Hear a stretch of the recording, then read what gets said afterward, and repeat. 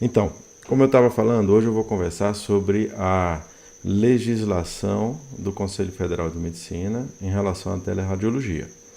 Muita gente hoje pratica teleradiologia, porém não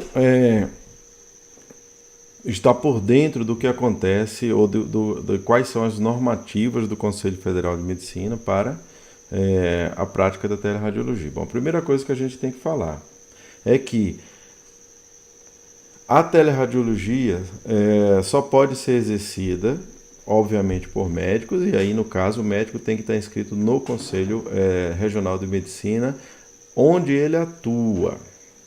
Primeira coisa. Segunda coisa, você pode atuar na teleradiologia como particular ou como pessoa jurídica. E a gente vai falar em cima do que a legislação fala, o que a exigência para aquele que trabalha como particular e o que é a exigência para aquele que trabalha como pessoa jurídica ou contratado de pessoa jurídica. Ok?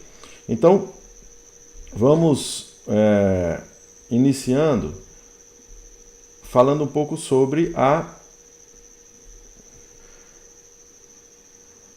estrutura e a função do Conselho de Medicina. Tá? Para quem não sabe, eu sou médico radiologista, neuroradiologista e trabalho com teleradiologia há alguns anos. Já vão fazer quase 9 anos que eu trabalho com teleradiologia, então é um assunto que me interessa e a mim me traz muita alegria poder lidar com o assunto de legislação. Então eu quero começar falando um pouco sobre o Conselho Federal de Medicina, o Conselho de Medicina e o que a gente tem como legislação e normativa do que a gente quer fazer, tá bom? Então vamos lá. São entidades que são consideradas autônomas para tomar as suas decisões em relação à fiscalização do exercício profissional, tá? Não há um poder pecuniário do Conselho Federal, dos Conselhos Regionais de Medicina. O que isso quer dizer? É que se você não tem capacidade de levar multa, tá? Você vai levar, na verdade, é uma fiscalização do trabalho. Você pode ser repreendido, suspenso, ter o seu exercício da medicina interrompido de forma temporária ou de forma definitiva, tá?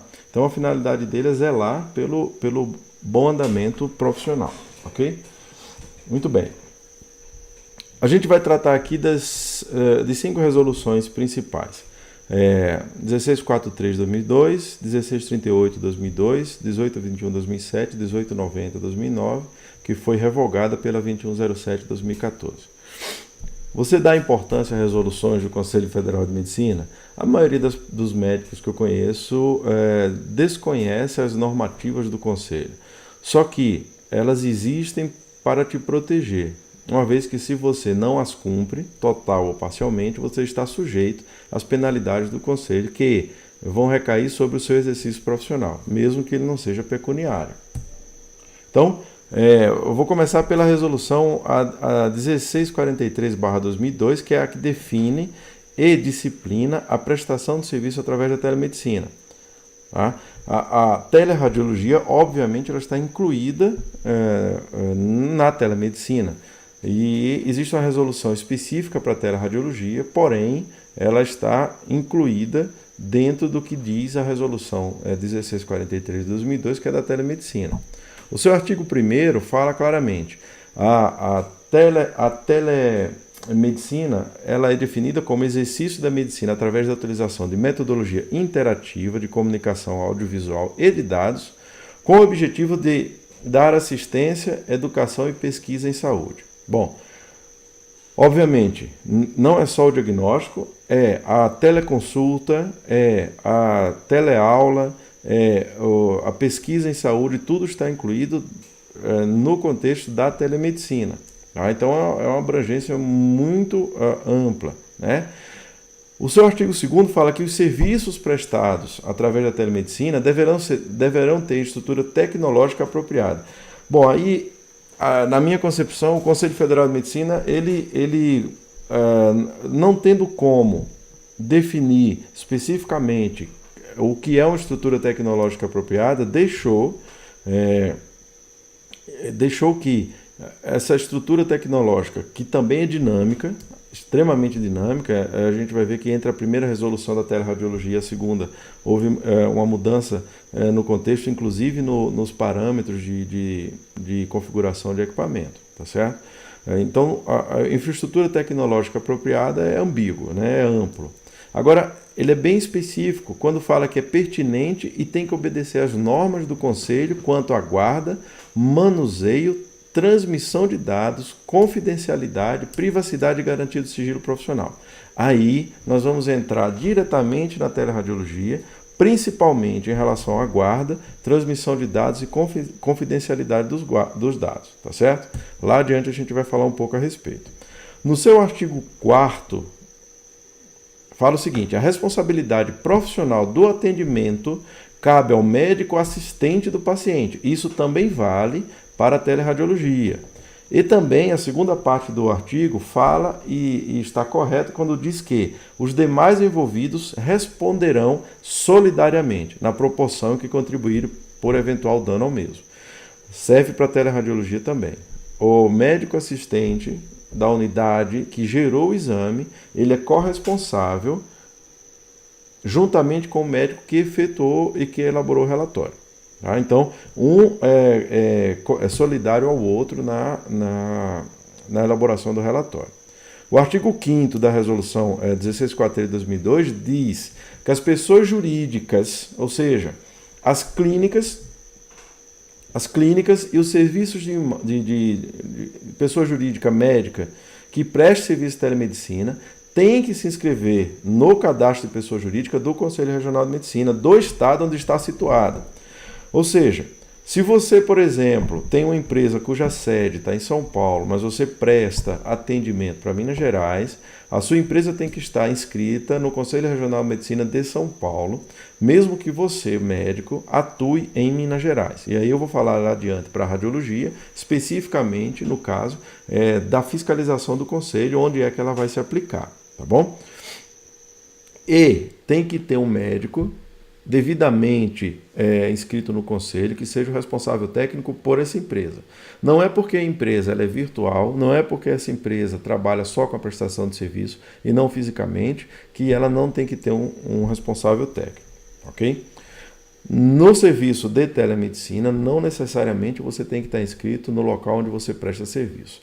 E numa aula próxima, nós vamos falar das diferenças da regulamentação da telemedicina ou teleradiologia no Brasil e em alguns outros países. Só para poder exemplificar, nos Estados Unidos você tem normativas para cada estado, né, para a teleradiologia. Quando a gente muda para a resolução que trata, eu não mudei aqui mudei aqui para a resolução 1638/2002, ela já trata sobre o prontuário médico.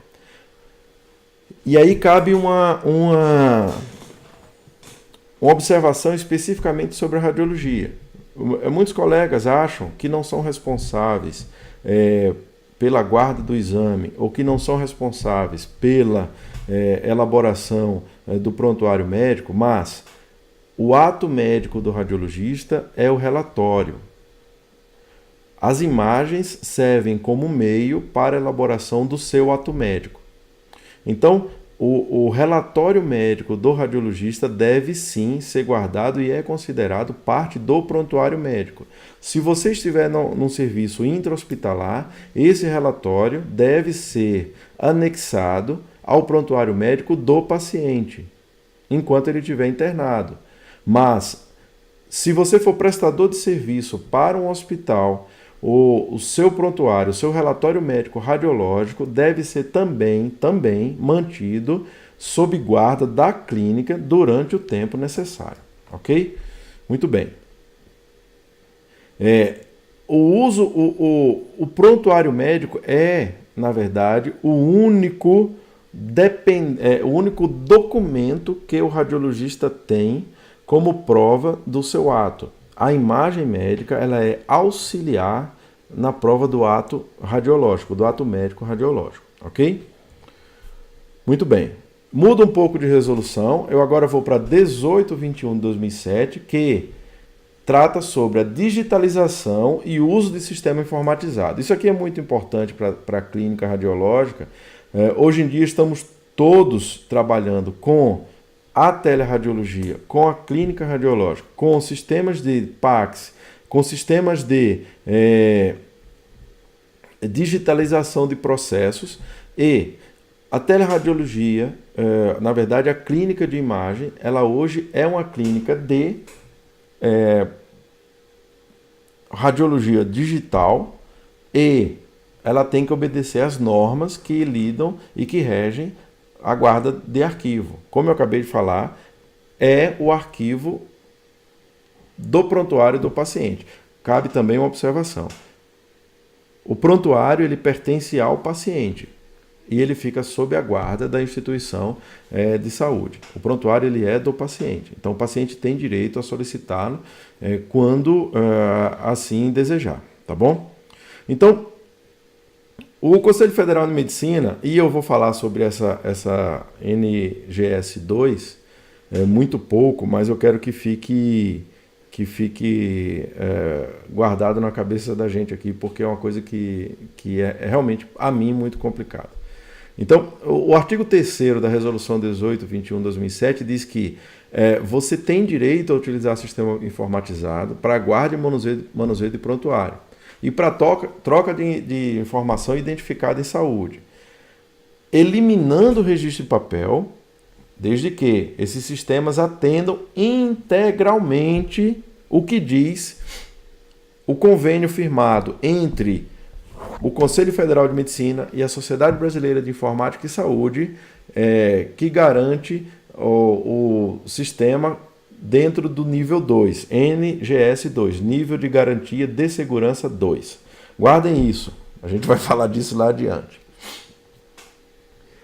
Vamos falar disso lá adiante. É uma das coisas que eu realmente acredito que encarecem todo tipo de trabalho para modernização do sistema de saúde, tá?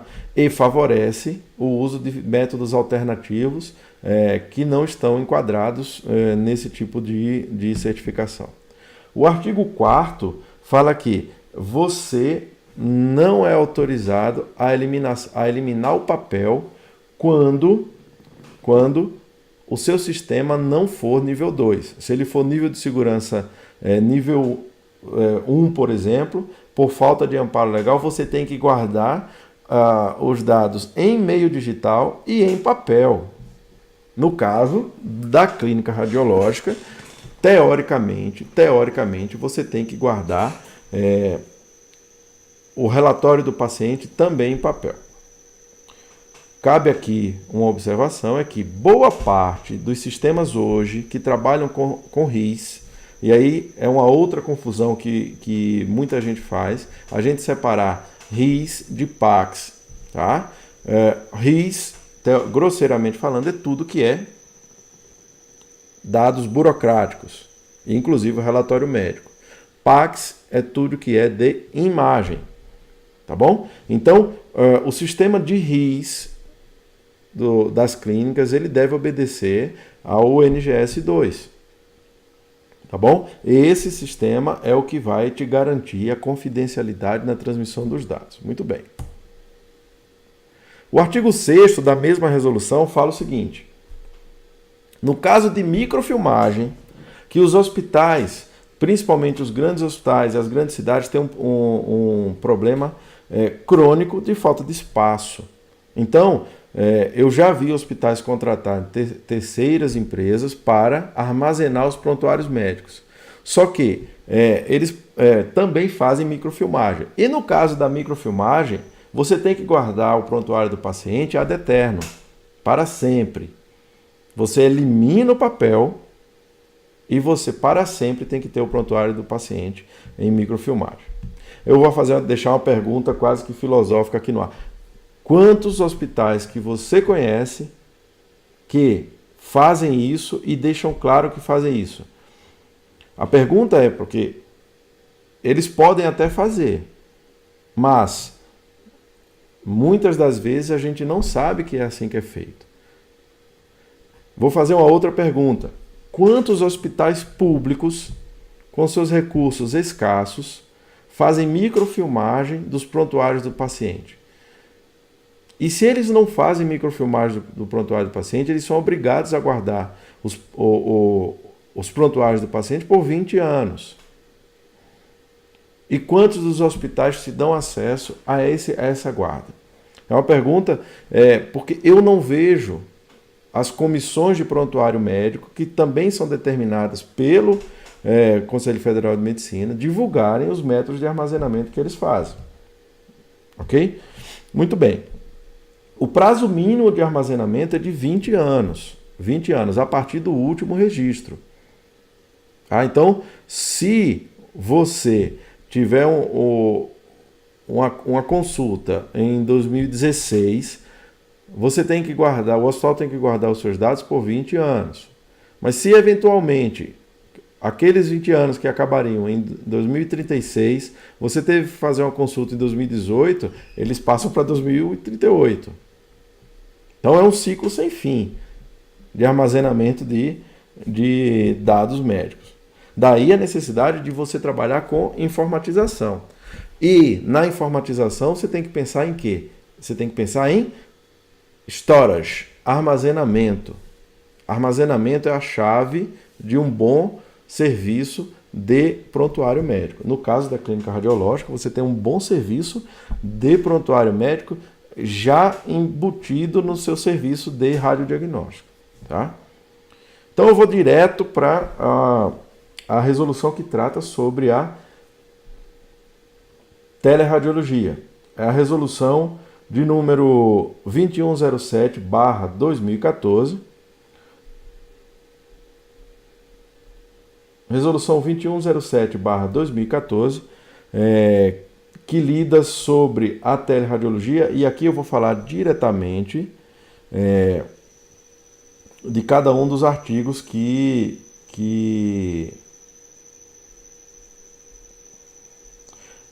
regem a resolução. Então vamos lá. Artigo 1º. Define como teleradiologia o exercício da medicina onde o fator crítico é a distância, utilizando as tecnologias de informação e de comunicação para o envio de dados e imagens radiológicas, com o propósito de emissão de relatório como suporte às atividades desenvolvidas localmente. Ou seja, você tem um serviço de radiodiagnóstico e você contrata um serviço de teleradiologia para que você, a partir das imagens que foram enviadas, você emita um relatório e que esse relatório sirva de suporte à decisão do médico assistente que pediu o exame.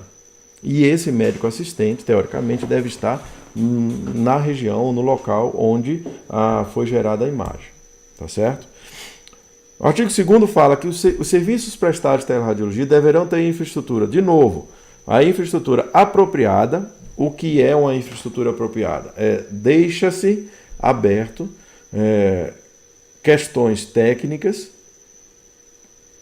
talvez por um processo do dinamicismo da tecnologia, mas você entrega isso a um ambiente muito amplo, que pode ser muito bom, pode ser muito ruim, né?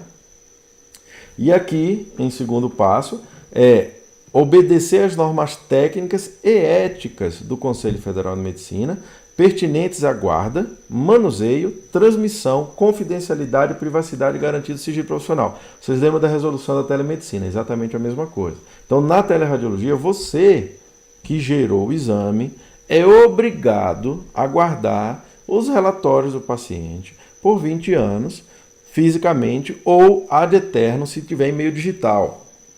E o Conselho Federal de Medicina, através de recomendação técnica, diz que as imagens elas não são obrigadas a serem guardadas junto com o relatório, porém elas são recomendadas a serem guardadas junto com o relatório. E aí nós entramos num outro mundo, que é o mundo do storage radiológico. Enquanto a gente está lidando com papel, que tem um tamanho, vou lá, chutar, 15 KB cada folha, você está lidando com um exame de tomografia que tem 100 megabytes cada exame. 1.500 imagens, 2.000 imagens, um exame de crânio com 300, 400 imagens. Então você hoje está lidando com um volume monstruoso de dados e que você precisa trabalhar, e mais do que isso, você precisa estudar o crescimento potencial do seu serviço para que você adquira o seu storage já pensando em 5, 10, 15 anos lá adiante. Principalmente em relação à ampliação do storage. Que isso é importantíssimo, porque se você compra hoje uma capacidade de armazenamento e ela não é expansível, ou seja, você não consegue aumentá-la, quando você precisar fazê-lo, você vai ter uma dor de cabeça e um custo que vai ser quase 2 vezes maior se você tivesse comprado dobrado logo do início. Experiência de quem já viu isso acontecer. Artigo 3º. A transmissão dos exames por teleradiologia deve ser acompanhada dos dados clínicos necessários ao paciente, colhidos pelo médico solicitante. Ora, o médico solicitante, ele tem que colher os dados no pedido médico ou no relatório médico, e esse relatório ou pedido tem que ser enviado para você, obedecendo-se o que está escrito no artigo 2º, que fala sobre confidencialidade, privacidade e garantia do sigilo profissional. Mais do que isso, e eu não vejo isso acontecer com muita frequência, o paciente deverá autorizar a transmissão das imagens por meio de consentimento informado, livre e esclarecido. É importante que o paciente esteja ciente que o exame dele vai ser enviado para um serviço de teleradiologia e ele tem que autorizar isso. Na ausência de autorização, o exame, teoricamente, não pode ser enviado. É o que está na normativa. Mais uma vez, eu deixo a pergunta. Se você não cumprir isso, o que vai acontecer com você? O Conselho Federal de Medicina e os Conselhos Regionais de Medicina, eles agem espontaneamente e sob questionamento. Então, ele pode, por fiscalização voluntária ou, mediante denúncia, comparecer ao serviço e solicitar as provas daquilo que foi denunciado. Ok? Então, se você eventualmente faz um serviço de teleradiologia e você não pede ao paciente para assinar a transmissão dos dados, você está cometendo uma infração aos olhos do Conselho de Medicina. Você, como dono da clínica, principalmente o responsável técnico. E o responsável técnico, ele é o primeiro a responder. Porém, os outros, que também fazem parte tanto da estrutura organizacional da empresa, os sócios, como os que também trabalham diretamente com aquele paciente, eles também são solidários na responsabilidade. Artigo 4º diz que a responsabilidade da transmissão dos exames e relatórios à distância é assumida obrigatoriamente pelo médico especialista em radiologia e diagnóstico por imagem, com respectivo registro no Conselho de Medicina. E aqui cabe um detalhe e uma observação que é muito importante. As pessoas que têm título de especialista e elas não estão inscritas no Conselho de Medicina, com os seus diplomas de especialista, essas pessoas estão infringindo a normativa do Conselho sobre registro profissional.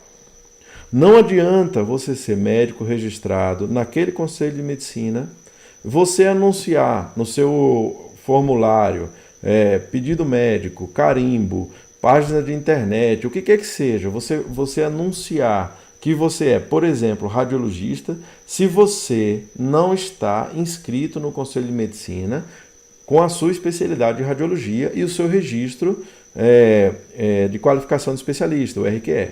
Se você não está registrado, você está infringindo a normativa do Conselho. E aí sim você está apto a ser investigado, que seja a palavra, não sei se é a mais correta, mas a ser abordado pelo Conselho de Medicina e responder a algum tipo de inquérito, ok? No parágrafo 1º fala que os portadores de certificado de área de atuação em mamografia e densitometria só podem assumir responsabilidade pela transmissão de exame e emitir relatório dessas respectivas áreas. Não adianta você ser médico com certificado de área de atuação em mamografia, porque não existe o médico mamografista, né? Óbvio, claro. Existe o médico especialista, radiologista, mastologista, ginecologista, que seja, com certificado de área de atuação em mamografia. Mesma coisa para densitometria óssea. E isso tem que ser dito de forma bastante clara nas suas comunicações. Isso é um tema para uma outra aula, publicidade médica. Publicidade médica é o que eu vejo hoje muita gente fazer de forma errada. Então, a resolução ela trata das especialidades que conhecemos. Radiologia geral especializada, tomografia geral especializada, ressonância magnética, mamografia, densitometria óssea e medicina nuclear. Ok? Só que, para medicina nuclear, você tem que ter o registro no CNEM. É uma outra área do diagnóstico em que o registro do CNEM ele é imprescindível. O médico radiologista, obviamente, não pode laudar imagem de medicina nuclear. Tá certo? Agora, nos exames híbridos, o laudo tem que ser emitido pelos dois especialistas. Nem o médico nuclear pode emitir o laudo da área tomográfica do exame híbrido, nem o médico radiologista emitir o laudo da área de medicina nuclear. Ok? Muito bem. Eu estou olhando para o lado aqui que eu estou tentando colocar no Facebook, mas o Facebook tem uma live um pouco mais precária e o YouTube realmente é a melhor solução. Muito bem. O artigo 6º fala que é vedada a utilização de teleradiologia para procedimento de intervenção e exame ultrassonográfico. E eu grifei o exame ultrassonográfico porque eu já vi, inclusive, páginas do YouTube falando sobre teleultrassonografia. Isso é uma afronta direta ao artigo 6º da resolução da teleradiologia. Como a ultrassonografia ela é ato privativo do médico, por mais que outras profissões queiram fazê-la, o que vale hoje é o que está na lei. E o diagnóstico ultrassonográfico ele é dinâmico. E a ultrassonografia é ato privativo do médico. Em sendo assim, por ser ato privativo do médico, não há a opção de que outras pessoas façam o exame e enviem o exame para você. Então, o exame ultrassonográfico ele não pode ser utilizado como meio de diagnóstico por teleradiologia. Quando você ouvir falar em teleultrassonografia ou qualquer nome parecido com isso, até que mude a resolução, o responsável técnico dessa empresa, que obrigatoriamente tem que ser médico, ou o médico ultrassonografista que faz esse exame, ele está infringindo a resolução e ele é passível de denúncia. Não tem interpretação diferente do que está escrito. O artigo 7º fala claramente: se a radiologia for geral não contrastada, inclusive mamografia, conforme o nível 1 do anexo que eu coloquei embaixo, que é a radiologia geral não contrastada, radiologia do tórax, extremidade, coluna, crânio e outros, o nível 3, que é a mamografia, eles devem, se você estiver num contexto de emergência, esse exame foi feito e não há radiologista no serviço, você pode solicitar a ajuda do radiologista para dar a sua opinião à distância, mesmo que não haja médico especialista na fonte do exame. Perfeito. Está bem claro. Se você tiver um serviço de radiologia de emergência e esse serviço tiver exames de nível 1, e não houver radiologista, não há infração à normativa da teleradiologia. O médico à distância pode dar o relatório sem estar infringindo o que diz a norma. Tá? Agora, Os exames de nível 2 e 3, ou seja, nível 2, radiologia contrastada especializada, o nível 2, o nível 3, tomografia, ressonância e medicina nuclear, esses exames, eles obrigatoriamente têm que contar com o médico no local da realização do exame. Por que isso? Você pode abrir uma clínica de tomografia, por exemplo, sem ser médico, fazer os exames de tomografia sem contraste, sem ser médico, e mandar para um serviço de teleradiologia. Não, não pode.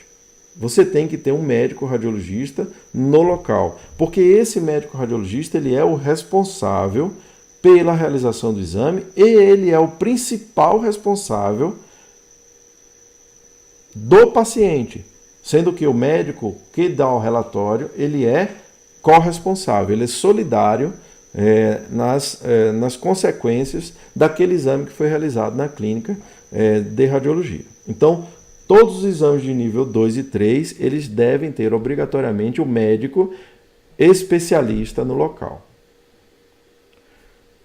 E aí entra um grande questionamento que eu, inclusive, fiz nas reuniões sobre teleradiologia, às quais eu participei no Conselho de Medicina, que trata do seguinte: a lei que autoriza, a lei médica de 1952, 53, eu acho, é clara quando diz que uma vez que você está registrado, você pode exercer qualquer área desde que você não anuncie especialidade que você não detém.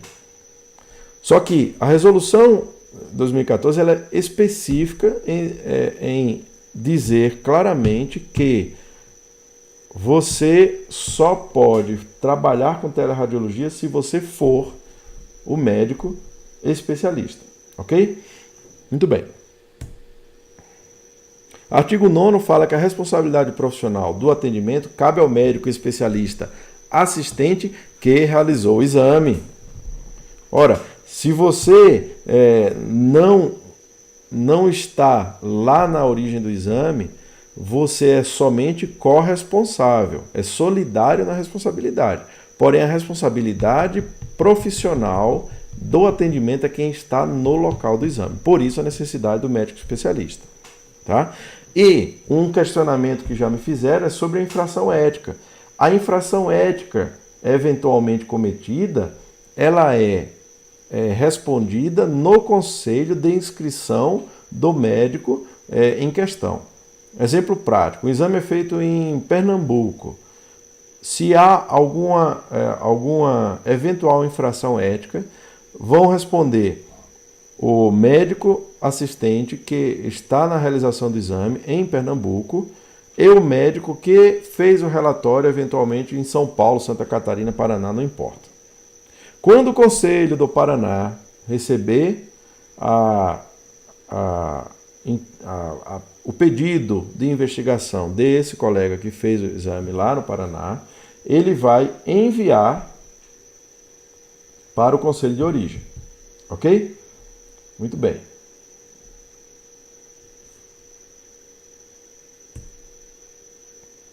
Artigo 10º. Na emissão do relatório, você tem que colocar, e isso aqui eu vejo muito pouco acontecer, você tem que colocar o número do registro profissional no Conselho de Medicina, onde ele está inscrito e de onde ele emitiu o relatório. E não é ou da pessoa jurídica prestadora do serviço remoto. Se você for contratante ou você for dono de uma pessoa jurídica que emite relatório à distância. Quando você não emite relatório como pessoa jurídica, somente a pessoa física, ela deve ser descrito claramente como o médico do CRM tal que emitiu o relatório. Agora, se ele estiver prestando serviço para uma empresa, tem que estar o nome dele e o nome da empresa que prestou o serviço de teleradiologia. O artigo 11º fala claramente sobre as pessoas jurídicas que prestam serviço em teleradiologia. Elas devem ter sede no território brasileiro, e isso aqui é importantíssimo, porque há alguns anos, alguns serviços brasileiros quiseram assumir laudos de radiologia em outros países, de língua portuguesa. E tudo foi normatizado de uma forma que isso fosse impossibilitado naquele país de origem. Eu vou falar sobre isso talvez na outra aula, sobre as normas da teleradiologia na Europa e nos Estados Unidos. Mas o Conselho criou esse artigo justamente para que os serviços brasileiros não contratassem empresas de fora do país para dar laudos dos exames no Brasil. Só pode dar laudo no Brasil as empresas e os exames realizados dentro do Brasil. E, inclusive, obviamente, o médico registrado no Conselho de Medicina e atuante no território nacional. Na justificativa da Resolução 2107, fala-se, inclusive, da quantidade de médicos que vão fazer treinamento fora e que continuam fazendo laudos no Brasil, o que infringe frontalmente o que está escrito na normativa. Vem a questão de fiscalização, que é um ponto bastante delicado. Os conselhos de medicina, ao meu ver, isso é uma opinião puramente particular, eles hoje não têm condições de fiscalizar a quantidade de empresas de teleradiologia que existe e a gama de profissionais que trabalham com a teleradiologia hoje no Brasil. Tá? Cabe aqui o parágrafo 1º falar que é o seguinte: no caso da pessoa jurídica possuir registro de clínica de diagnóstico por imagem e expandir sua atuação para a teleradiologia, essa atuação deverá ser informada ao Conselho de Medicina. Presta atenção. E isso aqui é muito importante. Você tem duas filiais, numa cidade A e numa cidade B. Você tem médicos nas cidades A e B que laudam os exames das duas cidades. A tua clínica, ela presta serviço de teleradiologia. Ela tem, por obrigação, que informar o Conselho de Medicina que ela faz serviço de teleradiologia.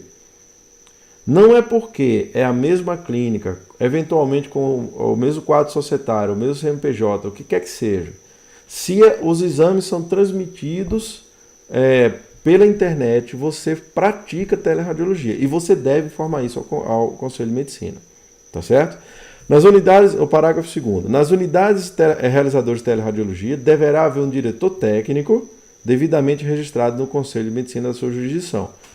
Então, essas clínicas, a mesma unidade, vamos colocar aqui, sei lá, radiologia médica, o nome da clínica, e ela tem unidades na cidade A, B, C e D.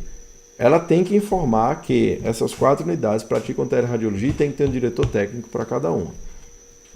Pergunta: você conhece a estrutura da sua unidade, da sua clínica, e ela cumpre essa normativa? Aí voltamos à história da fiscalização. Né? Para terminar, são 3 slides que tratam da estrutura e da regra que você deve cumprir para o armazenamento e a transmissão das imagens. Na primeira resolução de 2009, havia critérios, definições sobre a quantidade de megapixel do monitor. Hoje em dia, isso não existe mais. Por quê? Não há mais monitores de tubo, monitores de fósforo. Todos os monitores são de LED ou LCD e eles têm uma resolução no mínimo de 2 megapixels, o que é suficiente para laudo de tomografia e ressonância, 3 megapixels para raio-x e 5 megapixels para mamografia. Tá? Então, hoje o único gargalo talvez seja a mamografia, se bem que já existem monitores 5K que têm a capacidade de laudo teórica, não é certificado ainda, então a gente não pode afirmar com toda certeza.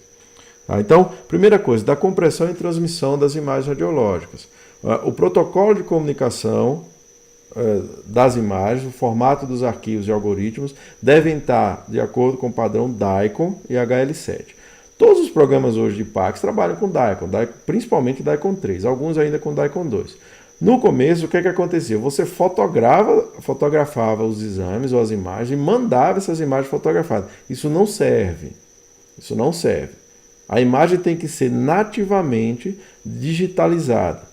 E ela tem que ser capaz de você trabalhar brilho e contraste nela, além de escala de medidas. Ok?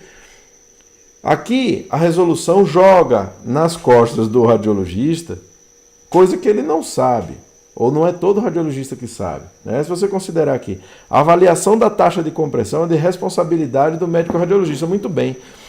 Caro colega, você sabe a taxa de compressão da imagem que você trabalha? Eu duvido. Eu duvido. Um ou outro vai procurar saber. Quem sabe disso é o engenheiro do aparelho que fez a instalação e que determina a taxa de compressão, e eu tenho certeza que poucos de vocês sabem que a imagem rodata, quando ela é exportada para a própria estação de trabalho, ela é convertida em JPEG, hoje em dia está em PNG, e a taxa de compressão, quando alguém te vende um armazenamento X, na verdade, de tantos anos que seja, na verdade, muitas vezes você tem que checar a taxa de compressão, porque às vezes é aumentada a taxa de compressão e você diminui a qualidade da sua imagem. Ou aquele sistema de armazenamento comprime, vamos supor, em 1:2, e quando ele atinge 60% de capacidade, ele pega as imagens mais antigas e comprime essas imagens de 1:8, 1:10. Então ele transforma essa imagem, vamos supor, de 1 mega em 200 KB, e isso aumenta a capacidade de armazenamento, só que você perde a qualidade do exame.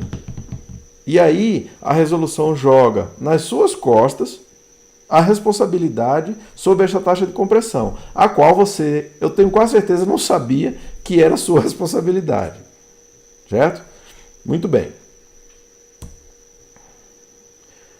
No caso de visualização e processamento da imagem, é de responsabilidade do médico no registro CRM garantir as características técnicas das estações remotas de trabalho.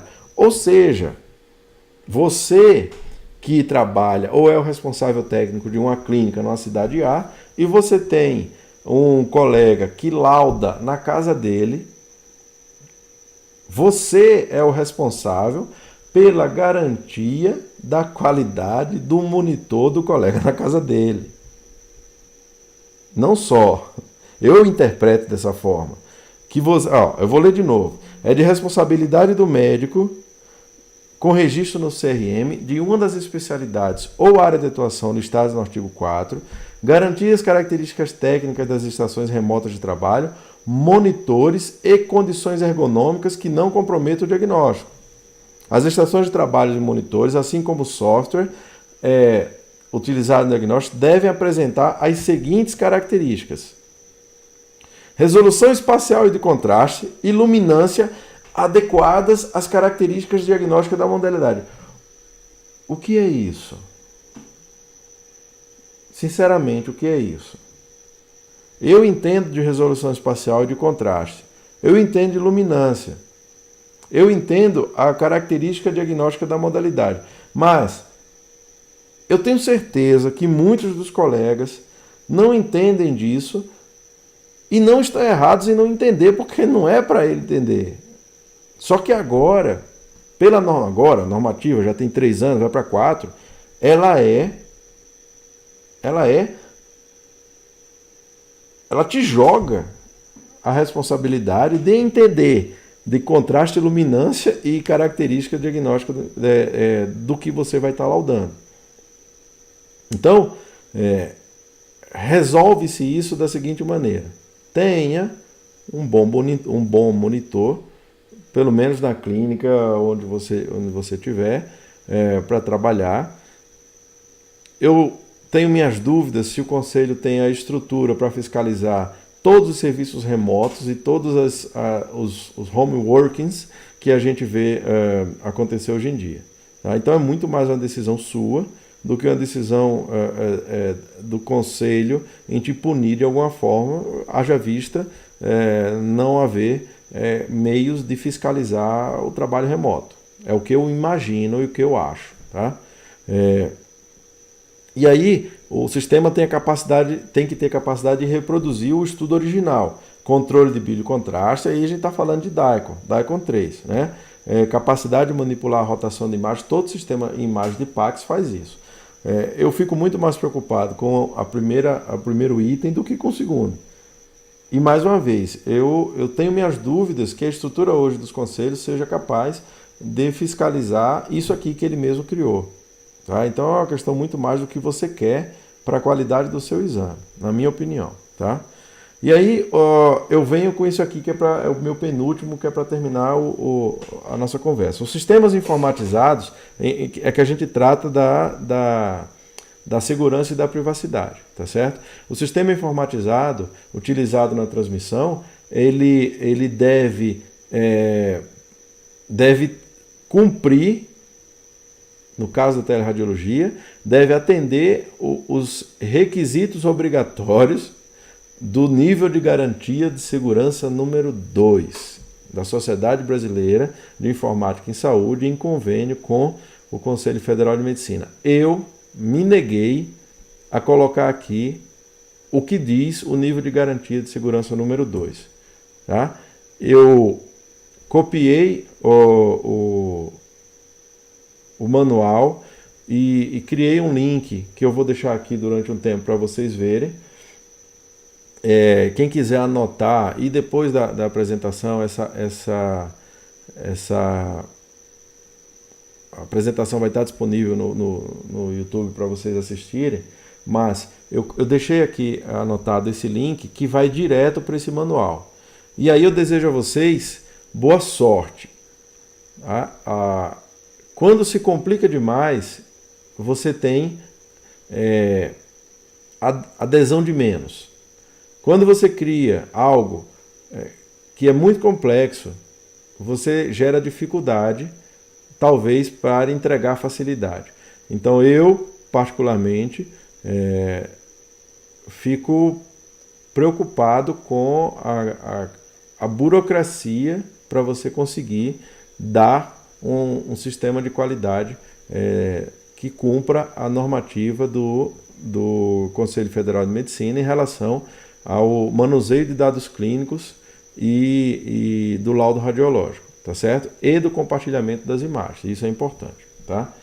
Vou falar numa outra oportunidade sobre a resolução da Anvisa que trata dos equipamentos de radiodiagnóstico,